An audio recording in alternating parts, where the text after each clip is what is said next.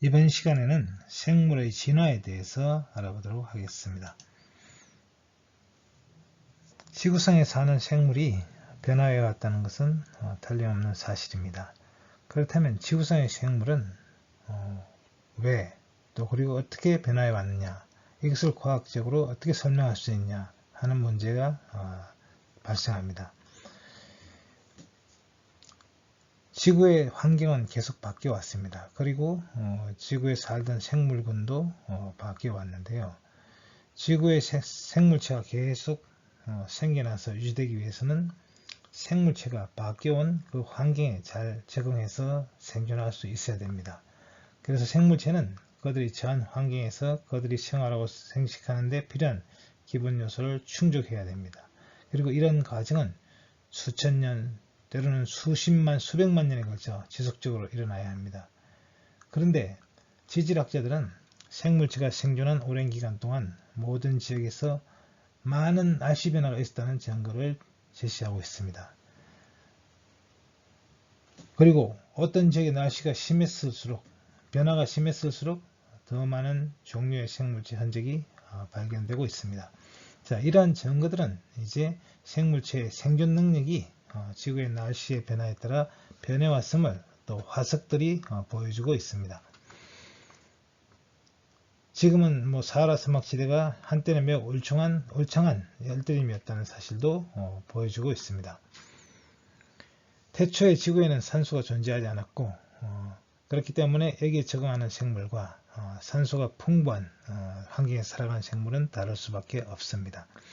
생물체들은 나름대로 환경 변화에 적응하여 생존할 수 있는 능력을 가지고 있습니다.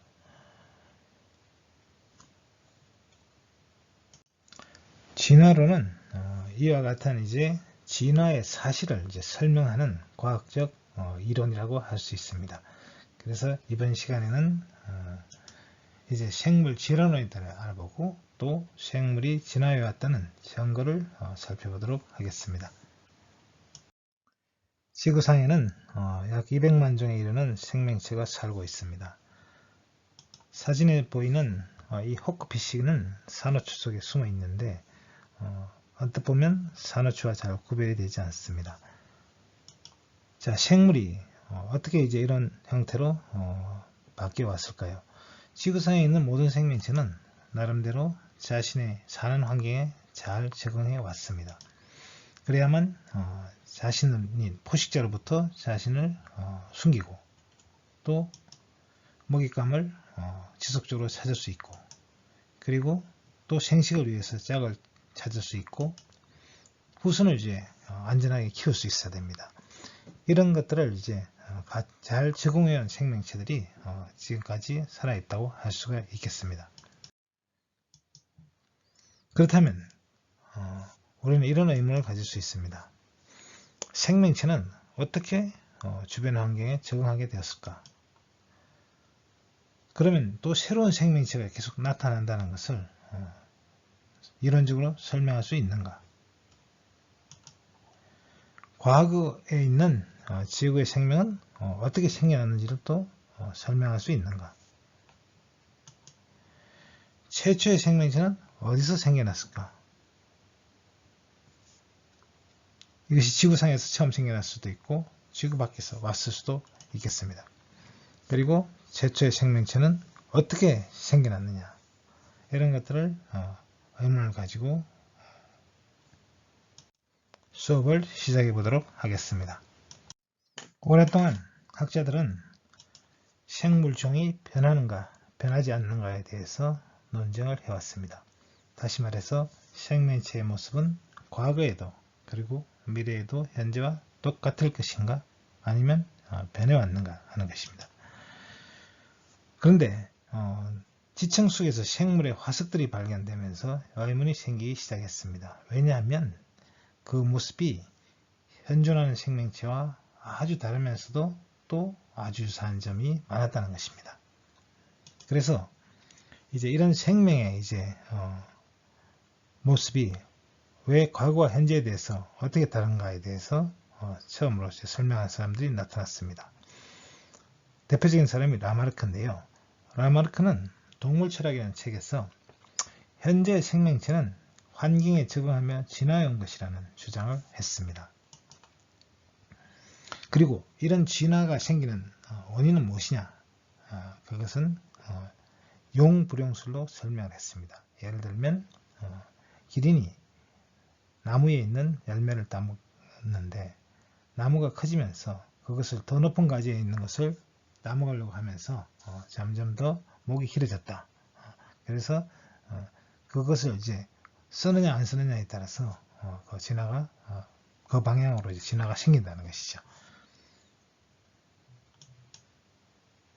자, 그런데 이제 이런 이론은 나중에 살아가면서 생물체가 획득한 이런 형질은 유전되지 않는다는 것이 밝혀지면서 이 학설은 이제 폐기되게 되었습니다.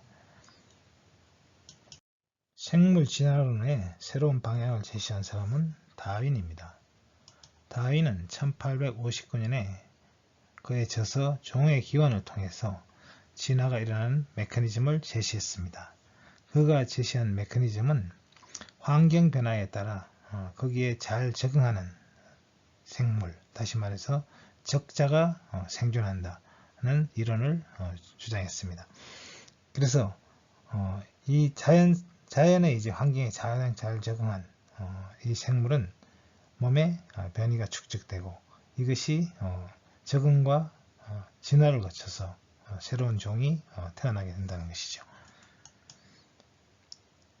다윈은 이와 같은 이제 진화의 기본 개념을 비거로 항해를 통해서 가지게 되었는데요.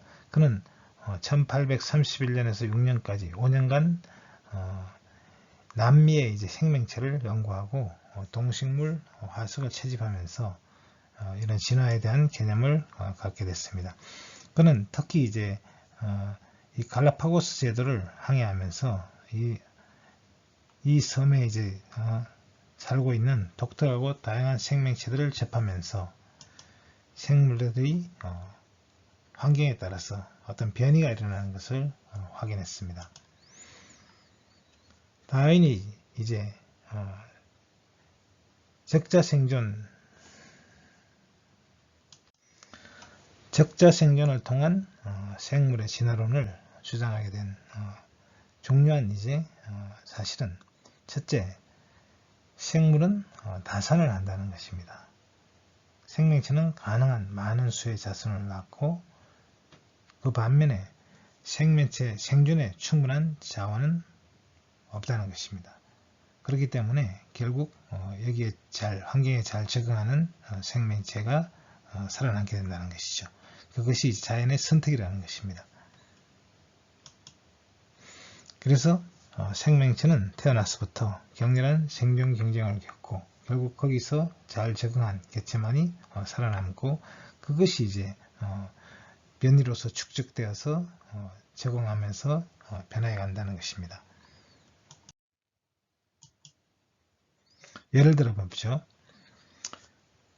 포유류의 한 개체인 텐넥이라는 포유류는 32마리의 새끼를 낳습니다. 그리고 조류인 타조는 한 번에 15개 알을 낳고요. 그리고 파충류는 중에 하나인 녹색 바다거북은 한 번에 184개의 알을 낳습니다.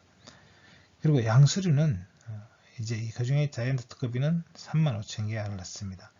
자, 그래서 생물이 이제 진화해온 그 과정에서 보면 진화에 이제 거슬러 올라갈수록 더 많은 알을 낳는 것을 알 수 있습니다.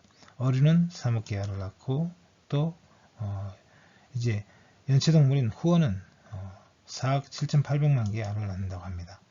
그리고 식물인 난초는 캡슐 하나에 450만 개의 씨앗이 들어있고 곰팡이는 이제 55개의 피자를 가지고 있다고 하죠. 자, 이런 것들이 기본적으로 생물들이 다산을 하고 있다는 걸 말해줍니다. 그리고 이 개체수가 많은 것일수록 생존율이 떨어지기 때문에 더 많은 알을 낳는다는 것이죠. 그리고 진화에 이제 높은 단계에 있는 생물일수록 적은 수의 새끼를 낳는다 하는 것을 보여주고 있습니다. 그래서 기본적으로 생물은 다산을 한다 하는 것이죠. 다산을 하는 이유는 뭐냐? 결국 생존율을 낮기 때문에 생존율이 낮을수록 더 많은 개체를 낳고 그것이 치열한 생존 경쟁을 불러온다는 것이죠. 결국 거기에 적응하는 생물이 살아남는다는 것입니다. 또 다윈은 생물이 이제 변이한다는 점에 주목했는데요. 그것은 지역적으로 이제 많은 변이가 일어나는데 특히 섬인 경우에는 이제 이런 변이가 크게 일어납니다. 다윈이 방문했던 이제 갈라파고스 제도의 경우에는 많은 섬들이 있는데 이 섬들이 전부 화산섬입니다. 이 화산섬들은 이제 어떤 것들은 생겨난 지 이제 몇백만 년밖에 안 되고 어떤 것들은 몇 억 년이 됐습니다. 그렇다면 이 화산섬이 용암이 분출해서 화산이 만들어졌을 때 거기에는 아무런 생명체도 없고 생명체가 살아가기도 힘들죠. 그러나 세월이 지나가면서 풍화와 침식이 일어나고 또 이제 동물의 배설물이나 또 식물의 씨앗 같은 것이 이제 퍼지면서 점점 섬의 환경이 바뀌게 됩니다. 자, 그런데 이제 이 섬에 날아온 이제 핀치라는 이 새는 어느 섬에 사느냐에 따라서 이제 수풀이 우거지고 많은 동물이 살고 있는 곳과 이제 화산섬이라 거칠은 바위밖에 없는 그런 이제 지역도 있고, 그래서 지역에 따라 살아갈 수 있는 이제 환경과 먹이가 다르니까 이 핀치새들이 이제 다양한 모습을 하고 있는데, 그런데 그 새들이 전부 같은 종이었다는 걸 나중에 알게 됩니다. 그래서 환경에 따라 생물이 이제 변이가 일어난다는 사실을 체험하게 되죠. 목격을 하게 됩니다. 자, 이런 변이는 이제 섬뿐만이 아니라 실제로 인위적으로는 인간이 이제 가축을 키우면서 이제 가축이 또 변이가 일어나고, 또 시간적으로는 보면 지층에 깊은 지층에 쌓인 화석과 얕은 지층에 쌓인 화석들이 이제 생물이 변해왔음을 또 보여주고 있습니다. 그리고 다윈은 또 다른 연구 분야에서도 영감을 얻었는데 대표적으로 이제 찰스 라이엘의 저서인 지질학 원론을 볼 수 있습니다. 지질학자인 찰스 라이엘은 지구의 역사에 대해서 연구를 했고, 지구의 역사가 이제 오래됐다는 것을 이야기하고 있습니다. 그리고 이런 지형이라는 것이 오랜 기간 동안 점진적으로 이제 퇴적이 돼서 이루어진다는 것을 이야기하면서 많은 감명을 받았습니다. 그리고 또 하나는 토마스 멜서스가 쓴 인구론이었는데, 다윈은 이제 이 항해를 하는 도중에 이 책들을 읽고 많은 영감을 얻었던 것 같습니다. 그래서 이 인구론은 인구 증가율이 이제 점점 우리가 먹을 수 있는 음식물보다 인구 증가율이 훨씬 가파르게 증가한다는 거죠. 다시 말해서 식량 생산은 이제 천천히 증가하는 데 비해서 인구는 기하급수적으로 증가한다는 거죠. 그래서 어느 순간에 이제 인구가 먹을 수 있는 음식의 양을 앞지르게 된다는 거죠. 그래서 식량을 앞지르게 되니까 결국은 기아가 이제 오게 되고, 결국 인류가 이제 생존에 주된 영향을 미치는 것이 바로 식량이라는 것입니다. 자, 그럼 이런 생각을 이제 결국 개체수에 적용을 해보면, 결국 개체수가 많아지면 결국은 살아갈 수가 없게 되는 거죠. 그래서 이 자연적으로 이제 선택에 의해서 개체수 조절이 일어나고, 그런 과정을 통해서 생명체가 변해왔다는 것입니다. 생물은 똑같은 생물이라 하더라도 변이가 있다는 것을 우리가 알 수가 있는데, 같은 종의 물이라 할지라도 그 안에는 형질의 차이가 존재합니다. 예를 들어서 이 사진은 이제 유럽 정원 달팽이의 껍데기를 보여주고 있는데, 여기 보면 이 정원 달팽이 껍데기가 같은 것이 거의 하나도 안 보일 정도로 다양하게 나타나는 걸 볼 수 있습니다. 그 이유는 이 각 개체마다 오늘 이제 유전자라고 부르는 거죠. 유전자의 구성이 다르고 또 이에 따라 발현되는 유전 행렬이 다르기 때문에 나타나는 현상입니다. 그래서 같은 무리의 생물군 속에서도 이제 작은 차이가 이제 존재하게 됩니다. 그것이 변이가 되겠는데요. 자, 이런 변이는 이제 이런 변이 개체 중에서 환경에 잘 적응한 개체는 선택되어서 더 많은 자손을 남기는 과정이 생겨날 수 있는데, 이것이 바로 자연에 의한 선택에 따라 변이가 일어나는 과정이 되겠고요. 또 하나는 인간이 인위적으로 개체를 선택해서 교배하면서 품종 개량을 할 경우에 이제 또 변이가 생길 수가 있겠습니다. 육종에 의해서 생물의 모습은 상당히 바뀔 수 있는데요. 지금 그림에서 보는 양은 완전히 털로 뒤덮여 있습니다. 처음부터 양이 이렇게 털로 뒤덮여 있던 것은 아니었죠. 자, 이것은 이제 양털을 깎은 모습인데요. 원래 양은 털이 이렇게 많지는 않았습니다. 그러나 인간이 이제 더 많은 양털을 얻기 위해서 이제 양털을 더 많이 생산할 수 있는 그런 종을 이제 점점 교배를 하면서 개체를 골라서, 그러면서 양털이 더 많아졌다고 할 수 있습니다.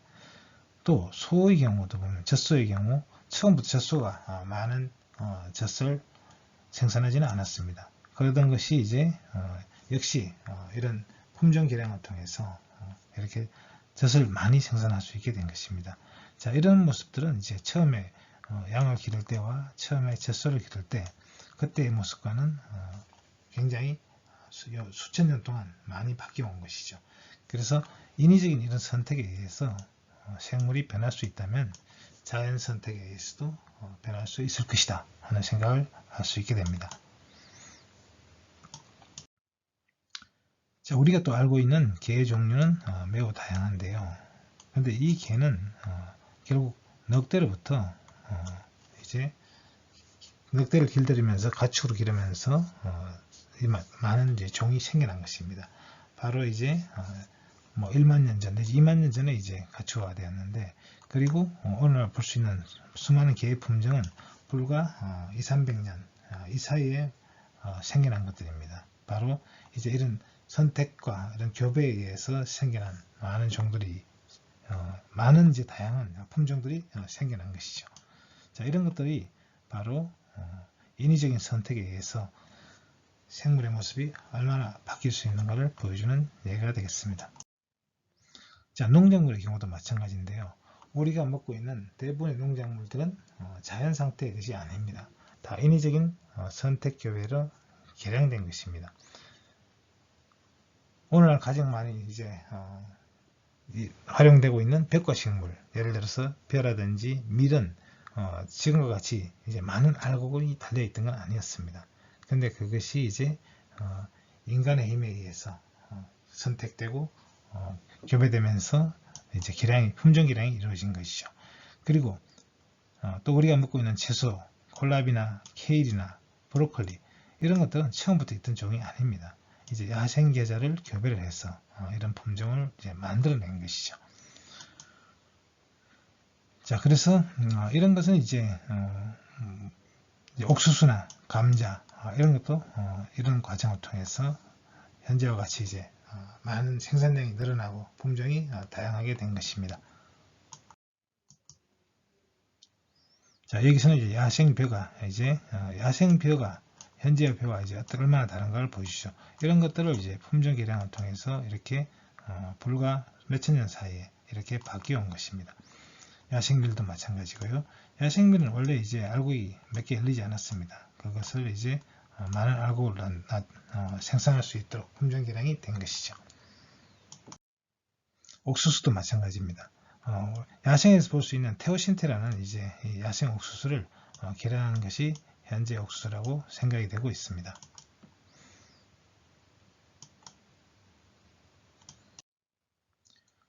자, 그리고 지역적으로 이제 변이가 또 일어날 수 있는데, 이것이 바로 이제 자연 선택에 의해서 변이가 일어나는 거죠. 아까 설명했던 이 갈라파고스제도의 핀치가 그런 예가 되겠습니다. 갈라파고스제도의 핀치는 부리 모양이 다양합니다. 그것은 이제 먹이와 관계가 있는데요. 그래서 이 갈라파고스 섬의 이제 환경에 따라서 먹을 수 있는 먹이가 다릅니다. 그래서 부리가 이제 뾰족한 이 핀치는 선인장을 먹이로 취하고 있고, 뿌리가 뭉툭한 이 핀치는 땅에 떨어진 실을 이제 주워 먹고 삽니다. 그리고 좀 뿌리가 날렵한 이 핀치새는 나무에 있는 곤충을 먹고 살고, 또 뿌리가 이제 도구를 사용합니다. 나무 막대기를 사용하고 있는데, 이 도구를 사용하는 이 핀치는 이제 나무 속에 있는 곤충을 이제 이 막대기를 밀어 넣어서 빼먹는 것이죠. 그래서 이 핀치새들이 전부 사실은 같은 종이었다는 것이 이제 밝혀졌습니다. 그래서 이 환경에 따라서 지역에 따라서 환경에 적응하면서 이제 모습이 바뀌어온 그런 예가 되겠습니다. 자, 그래서 이런 자연 선택은 결국 이제 진화를 추진하는 동력이 될 수 있다는 것을 우리가 이제 알 수가 있고요. 또 여기서는 이제 예를 들어서 이 토끼가 이제 다양한 종이 있는데, 점액종 바이러스가 이제 퍼지면서 이제 여기에 이제 잘 적응하는 생물이 살아남게 됐습니다. 그럴 때 이제 이 점액종 바이러스로 인해서 생존 능력이 강한 이제 이 토끼들만 살아남고, 결국 이들이 전체를 차지하게 되겠죠. 이런 식으로 이제 생물 자체가 이제 변해갈 수 있다는 것입니다. 자연 선택에서 선택 방식은 몇 가지가 있는 것으로 생각되고 있습니다. 이제 이 자연 선택이 개체군에 미치는 영향에 따라서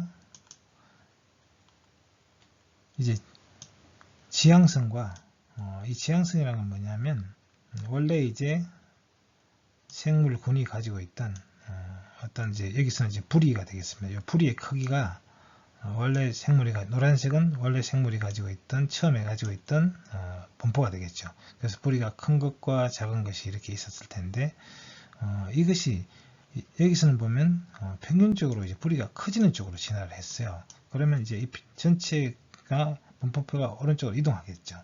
그러면 전체적으로 커지는 방향으로 진화한 겁니다.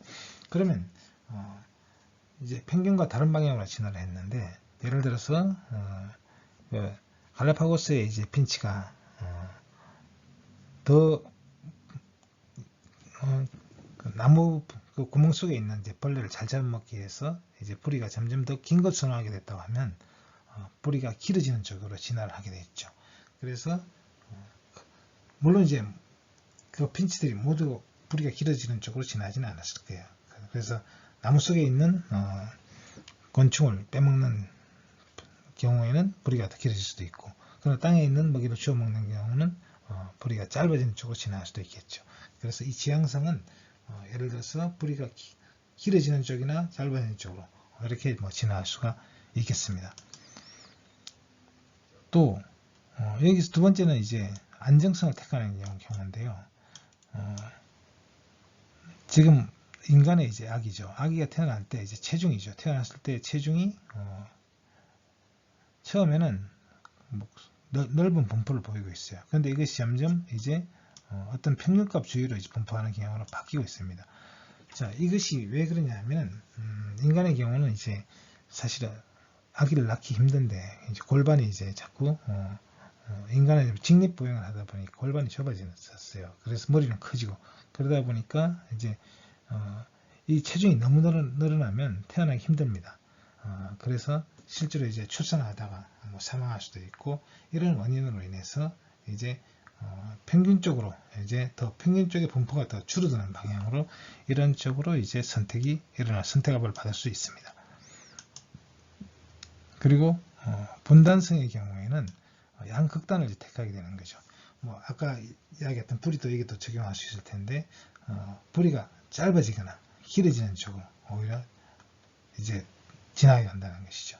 그래서 나무 속에 있는 벌레를 먹는 경우에는 뿌리가 가능한 긴 쪽으로 진화하고, 땅에 있는 벌레를 먹이로 이제 씨앗을 주워 먹는 경우는 짧아지는 쪽으로 진화할 수가 있겠죠. 그래서 양극단을 선택해서 이제 자연 선택이 이루어질 수도 있습니다.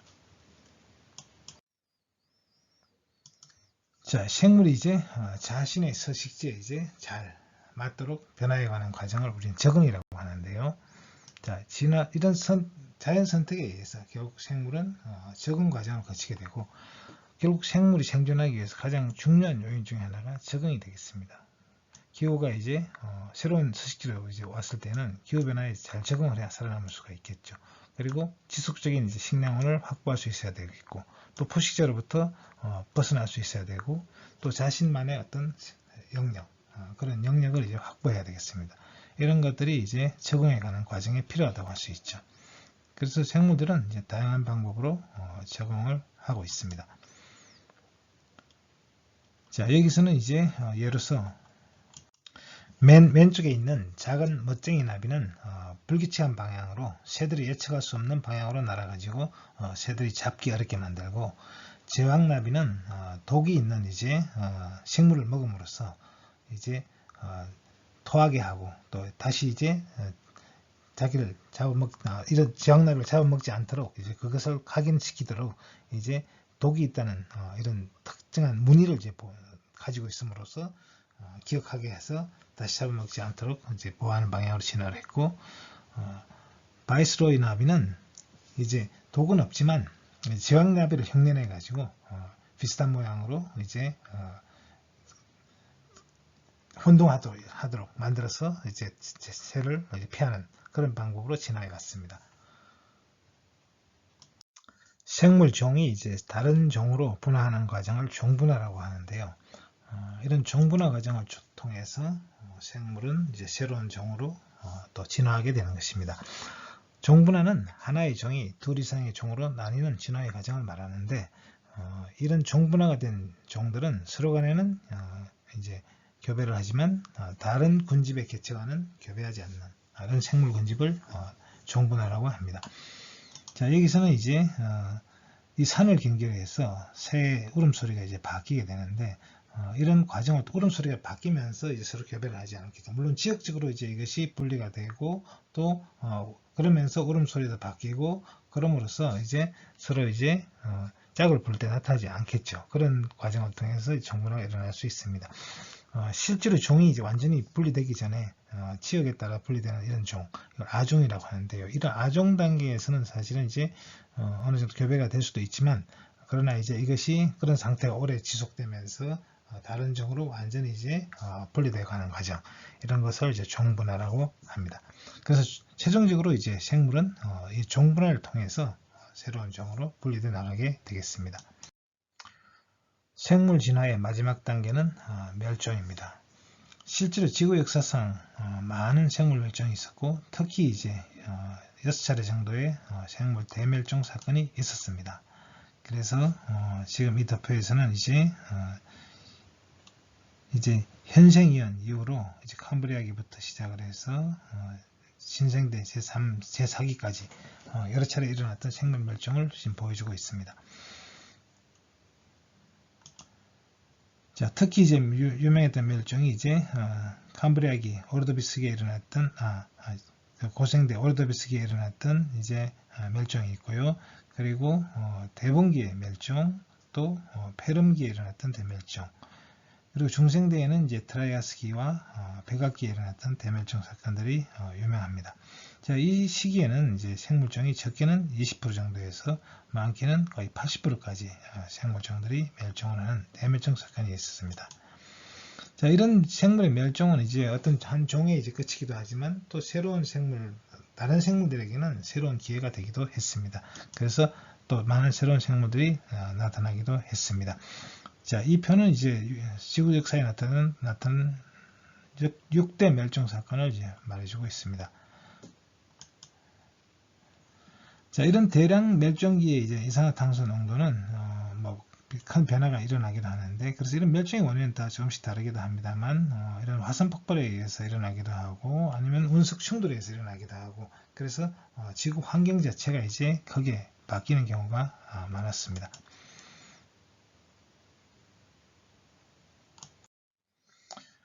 자, 다음에는 생물 진화의 증거를 알아보도록 하겠습니다. 생물이 진화했다는 증거는 굉장히 다양한 분야에서, 다양한 관점에서 우리가 찾아낼 수 있는데요. 가장 직접적인 증거는 이제 지층에서 발견되는 화석상의 증거가 되겠습니다. 과거에 생물이 살았던 그 화석의 모습을 통해서 이 생물들이 지층에 따라 다른 생물로 바뀌어 왔고 좀 더 발달한 모습으로 나타나고 있습니다. 이것들이 이제 생물이 변화해 왔다는 가장 직접적인 증거가 되겠습니다. 자, 여기서는 이제 말의 화석을 이제 보여주고 있는데요. 그래서 이 말의 화석이 이제 점점 이제 덩치가 커지고 그리고 발달된 형태로 발전해 가는 것을 볼 수가 있습니다. 다음에는 분류학성의 증거를 알아보겠습니다. 생물을 계통수로 분류하다 보면 중간형이 많이 나타납니다. 어떤 형에서 다른 형으로 넘어가는 이행적이나 교착적인 형들이 나타나는데 이런 것들이 이제 생물이 공통주상으로부터 분류했다는 하나의 증거가 되겠습니다. 예를 들어서 발톱벌레는 환영동물과 절지동물의 중간형이고 네오필리나는 환영동물과 연체동물의 중간형입니다. 또 이제 큰 동물로는 이제 단공류를 들 수 있는데 이 오리너구리는 주어류와 포유류의 중간형입니다. 그리고 이 유글레나라는 이 동물은 식물과 동물의 특징을 모두 갖고 있습니다. 그래서 편목을 가지고 있어서 운동성이 있고 엽록체를 가지고 있어서 광합성을 할 수가 있습니다. 시조씨는 파충류와 조류의 중간형으로 생각되고 있습니다. 다음에는 비교 해부학적 증거를 알아보겠습니다.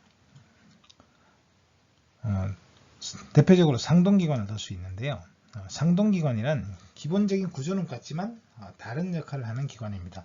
예를 들어서 포유류의 앞다리와 새의 날개, 고래의 앞지느러미는 다 이제 같은 앞다리로부터 이제 진화된 것인데 하는 역할은 이제 새의 날개는 비행을 하는 데 쓰이고 고래의 앞지느러미는 헤엄을 치는 데 사용됩니다. 그래서 실제로 이제 기본적인 골격 구조를 보면은 이것이 전혀 다른 모양을 하고 있지만 같은 공통적인 구조를 가지고 있음을 알 수 있습니다. 인간의 앞팔과 그리고 고양이의 앞다리 그리고 고래의 지느러미 그리고 박쥐의 날개는 기본적으로 손가락이 5개인 구조를 가지고 있고 이렇게 그래서 이제 똑같은 형태 구조를 가지고 있음을 알 수 있습니다. 다음은 상사기관의 예를 들 수 있습니다. 상사기관이란 기관은 다르지만 기능이 동일한 기관을 말합니다. 예를 들어서 새의 날개와 그리고 곤충의 날개는 비행을 하는 데 쓰이고 있는데 새의 날개는 앞다리가 이제 변한 것이고 곤충의 날개는 표피가 변한 것입니다. 그리고 코끼리의 상아와 바다코끼리의 엄니는 비슷한 모양을 가지고 있는데 코끼리의 상아는 앞니가 이제 변화한 것이고 바다코끼리의 엄니는 송곳니가 변한 것입니다. 그리고 각각류, 예를 들면 개나 집게, 가재, 집게발은 앞다리가 변한 것이고 정갈의 집게발은 이 거미류의 촉지가 변한 것입니다. 또 다른 흔적으로는 이제 흔적기관이 있는데 동물의 기관 중에 퇴화해서 원래의 기능을 상실하고 흔적 정도만 남아있는 기관을 말합니다. 사람의 이제 사랑니라고 해요. 맨 뒤쪽에 있는 이죠. 사랑니는 옛날에 이제 이게 입이 클 때는 이제 그것이 유용하게 쓰였는데 지금은 턱이 좁아지면서 이제 사랑니가 별로 쓸모가 없다 보니까 또 날 때도 턱이 좁아져서 제대로 나질 않아서 오히려 이제 귀찮은 존재가 되어버렸죠. 그리고 목에 있는 편도선이나 또는 막창자꼬리, 맹장이라고 불리는 이런 것 아니면 기를 움직이는 동의관 이런 것들이 사람의 귀에 남아있는 흔적기관이 되겠습니다. 또 포유류 눈에는 이제 약간 투명하면서 이제 눈을 덮은 상태로도 눈을 볼 수 있는 이런 순막이라는 것이 남아있는데 이런 것이나 아니면 두더지나 동굴생물의 경우는 눈이 이제 퇴화돼서 보이지 않죠. 이런 것들이 다 흔적기관이 되겠습니다. 다음에는 발생학적 증거를 알아보겠습니다. 상동기관은 발생적으로 발생 과정을 살펴보면 공통성을 가지고 있습니다. 그래서 척추동물은 이제 배가 발생하는 초기의 모습을 보면 서로 비슷합니다. 척추동물에는 어류, 도룡, 파충류, 양서류죠. 양서류, 파충류, 그리고 조류, 그리고 포유류 이런 이제 동물들은 이제 성체는 전혀 다른 형태를 가지고 있지만 그러나 이제 발생 초기에는 상당히 비슷한 모양을 하고 있습니다. 그래서 이런 발생적으로 이 배가 굉장히 유사하다는 걸 확인할 수 있죠. 그래서 아가미 구멍이 처음에 나타나고 꼬리가 있고 이제 포유류의 배가 발생하는 이런 과정들이 이제 비슷합니다. 초기 또 심장에는 일심실이 나타나는 것이라든지 이런 것은 여러 종류의 척추동물들이 공통의 조상으로부터 진화해왔다는 하나의 증거라고 생각됩니다. 해켈은 이제 발생 반복수를 주장했는데 생물은 한 개체가 이제 발생 과정 안에 그 생물의 역사, 과거에서 현재까지 진화되어 온 순서를 되풀이한다. 이런 주장을 했습니다. 그래서 개체 발생은 계통 발생을 번복한다. 이런 이제 주장이 바로 이제 이 배의 발생 과정들이 동물의 종류에 상관없이 초기 단계는 거의 비슷한 과정을 거친다는 걸 말해주는 예가 되겠습니다. 다음은 비교 생리학 또는 생화학적 증거가 되겠습니다. 비교 혈청학에서 이제 항원 항체 반응이 있는데요. 어떤 생물이 얼마나 가까운가 분류학적으로 이것을 알아볼 때 이제 항원 항체 반응을 알아볼 수 있습니다. 그럴 때 이 분류학적으로 가까울수록 이 반응이 강하게 나타난다고 합니다. 그래서 생물 사이의 어떤 유연 관계를 판정할 때 이제 항원 항체 반응을 사용하는데요. 그래서 인간에게 좀 더 가깝다고 여겨지는 성성이나 고릴라는 항원 항체 반응이 강하게 나타나고 원시적 영장류는 약하게 나타나는 것으로 알려져 있습니다.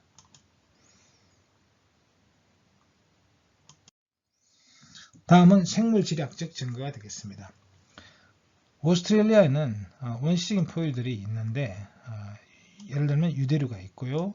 유대류는 유관왕이라고 해서 어린 새끼가 들어갈 수 있는 부대가 있죠. 유관왕이 있습니다. 그래서 대표적인 동물이 캥거루가 되겠습니다. 자, 그런데 실제로 이제 캥거루가 많이 알려져 있지만 오스트레일리아는 이 캥거루 외에도 주머니를 가진 여우, 주머니 늑대, 주머니 두더지 등 많은 이제 포유류들이 다 주머니가 있습니다. 자, 이런 것들은 이제 거의 오스트레일리아에서 나타나는 특이한 현상인데요. 반면에 이제 이런 주머니가 없는 유대류가 아닌 포유류는 또 존재하지 않습니다. 이런 것들이 이제 오스트레일리아 대륙이 이제 대륙 이동에 의해서 대륙으로 떨어져 나가면서 독자적으로 진화해 왔고 그 과정에서 이제 약간 원시적인 포유류인 유대류가 생겨난 것으로 생각되고 있습니다. 또 오스트레일리아는 이제 이 단공류라는 난생을 하는 포유류가 있습니다. 보통 포유류는 태생을 하는데 이제 오리 너구리라든지 바늘 두더지는 알을 낳습니다. 난생 포유류가. 그래서 이런 것도 진화 단계에서 완전한 포유류로 진화해가는 단계에서 나타난 생물 종류라고 생각이 되고 있습니다. 다음은 유전학적 증거에 대해서 알아보겠습니다. 육종이나 품종 개량을 통해서 가축이나 이제 식물의 종을 이제 인위적으로 바꿀 수 있다는 걸 우리 조상들은 일찍부터 알고 있었습니다. 이것이 바로 신석기 혁명 시대에 일어났던 일들인데요. 오늘날 기르고 있는 대부분의 가축이나 농작물은 인위적으로 선택적으로 인간이 교배를 해서 개량해 온 것입니다. 원래 야생양은 그렇게 털이 많지가 않았습니다. 그런데 이것을 지금은 이제 이 사진에 보듯이 몸을 주체할 수 없을 정도로 많은 털이 이제 나 있는 걸 볼 수가 있습니다. 이런 것들이 이제 인간이 이제 개량을 했기 때문에 그렇게 된 거죠. 또 젖소로부터 얻을 수 있는 젖의 양은 엄청나게 많이 이제 증가해 왔고요. 개의 품종이 다양해졌고 또 채소가 예를 들면 야생계자로부터 다양한 이제 채소들이 이렇게 만들어졌습니다. 그리고 밀이나 옥수수, 감자 등은 이 열리는 이제 종자의 양이 엄청나게 이제 증가했죠. 이런 것들이 전부 인간에 의해서 인위적으로 이제 개량된 그런 증거인데, 자, 이런 것들을 이제 유전학적으로 이걸 이제 분석을 해보면 유전자 변이가 일어났습니다. 그래서 결국 이 유전자 변이가 이제 진화의 어떤 근거가 되겠습니다. 다음은 분자 생물학적 증거를 알아보겠습니다. 지구상의 모든 생물은 DNA를 통한 유전자가 전달이 되는데, 지구상의 모든 생물이 동일한 유전 암호를 갖는다는 것입니다. 유전 암호라는 것이 뭐냐면 이미 이제 배웠습니다만, 결국 DNA 속에 있는 염기들의 이제 배열 순서가 되겠는데요. 이 배열 순서를 이제 DNA에 있는 이 염기들의 배열 순서를 이제 RNA가 이제 읽어가지고 거기에 따라 맞는 이제 아미노산을 거기다 갖다 붙이게 되죠. 그래서 아미노산의 종류가 이제 20종이 있는데, 그 유전 코드는 이제 3개가 하나가 되죠. 하나의 코드는 이제 하나의 정보를 전달하게 되는데, 이 3개의 조합으로 만들어질 수 있는 것이 염기가 4종류가 있으니까 전부 64종이 됩니다. 그래서 64가지 코드가 있어요. 그런데 그 코드 3개의 조합에 의해서 만들어지는 아미노산은 20가지가 됩니다. 그래서 예를 들어서 이 그림에 보면 우라실인 경우 우라실 3개가 있으면 이것은 페닐알라닌이라는 이제 아미노산을 갖다 붙이게 되는 거죠. 그리고 UUC도 마찬가지로 페닐알라닌입니다. 그러나 이제 UCU는 세린이라는 아미노산을 붙이죠.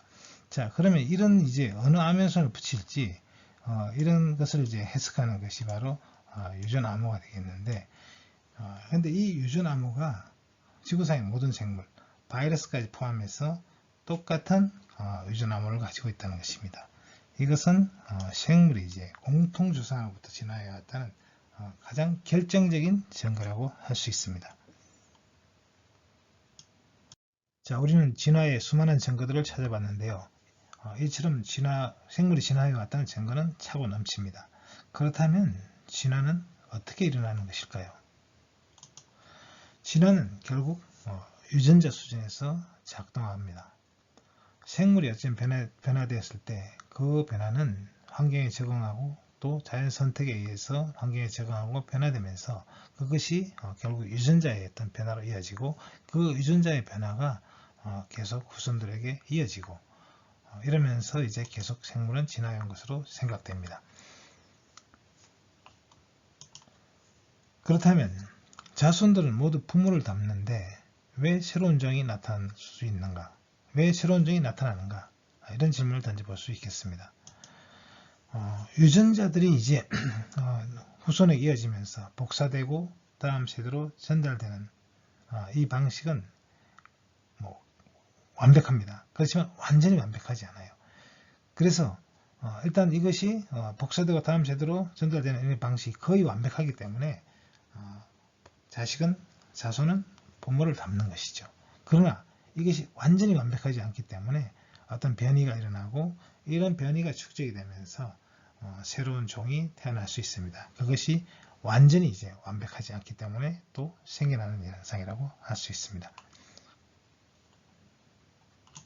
그렇다면 진화는 서서히 점진적으로 일어나는 것인가, 아니면 급진적으로 일어나는가?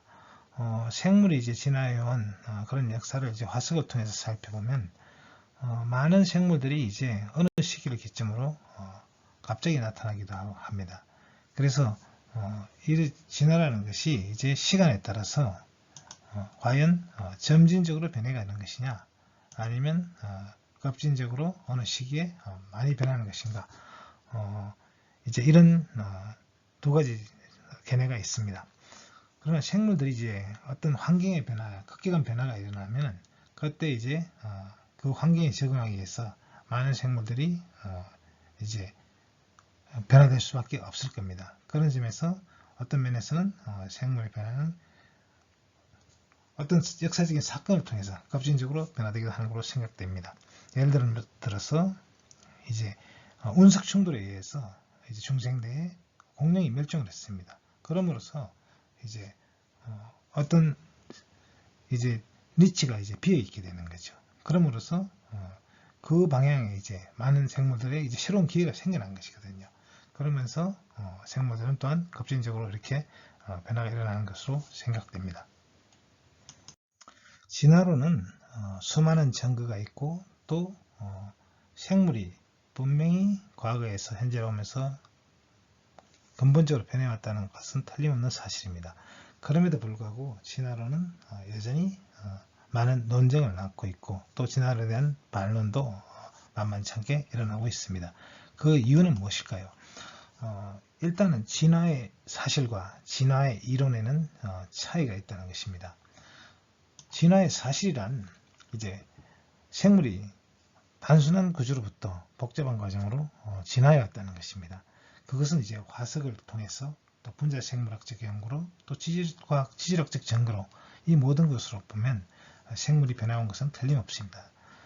우주의 역사도 보면은 우주가 이제 빅뱅으로부터 시작돼 가지고 물질이 없는 상태에서 물질이 생겨나고 그러면서 그 안에서 이제 또 이제 별이 태어나고 또 별로부터 이제 원자들이 만들어졌습니다. 이런 과정을 통해서 우주 자체가 진화해 왔거든요.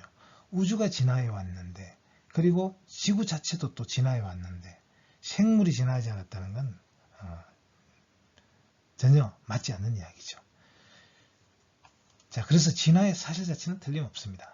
그러나 이제 이 진화를 설명하는 이 진화의 과정과 이 생명이 나타나는 과정을 설명하는 이론, 이런 이제 이론이 진화 이론인데 진화 이론은 또 종류가 좀 많습니다. 그런데 이런 진화 이론 중에서 다윈의 이론이 각광을 받던 이유는 처음으로 잘 설명한 이론이었기 때문입니다. 그러나 다윈의 이론도 완벽하지는 않습니다. 그렇기 때문에 여전히 논란의 여지가 있을 수 있습니다. 그러나 그 자체가 다윈의 이론이 틀린 부분이 많다고 하더라도 그것이 진화의 사실을 부정하는 것은 아닙니다. 다윈의 진화 이론이 틀렸다는 것이죠. 자, 그리고 종종 이제 이 진화설은 잘못 이해되거나 표현되기도 합니다.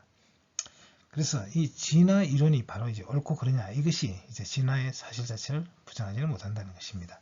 마치 이제 중력이란 무엇인가에 대해서 아리스토텔레스는 무거운 것이 먼저 떨어지고 가벼운 건 나중에 떨어진다. 이런 식으로 설명을 했던 것이죠. 그리고 밑으로 떨어지는 이유는 우주의 중심이 지구이기 때문에 그렇다는 이야기였어요. 그런데 그것을 뉴턴은 어떻게 뒤집었습니까? 만유인력 이론으로 질량을 가진 물질 사이에 힘이 작용한다. 그것이 중력이다. 하는 것을 설명했어요. 그러나 아인슈타인은 이렇게 말합니다. 이제 우주 공간에 질량이 있으면 이 질량은 이제 그 시공간을 이제 휘게 만든다는 것이죠. 그러므로 인해서 인력이 생기는 겁니다. 그래서 태양이 있는 공간은 시공간이 휘고 그 공간 안에 우리 지구가 이제 어떤 속도를 가지고 들어오니까 결국 태양 주위를 돈다는 것이죠. 그래서 중력을 설명하는 이론은 여러 가지가 있습니다. 그러나 뉴턴의 중력 이론이 아인슈타인의 일반 상대성 이론만큼 많은 정보를 주지 못한다고 해서 그것이 중력이 없다고 말할 수는 없는 것이죠. 또 언젠가는 이제 아인슈타인의 일반 상대성 이론을 대체하는 또 다른 중력 이론이 나올 수도 있습니다.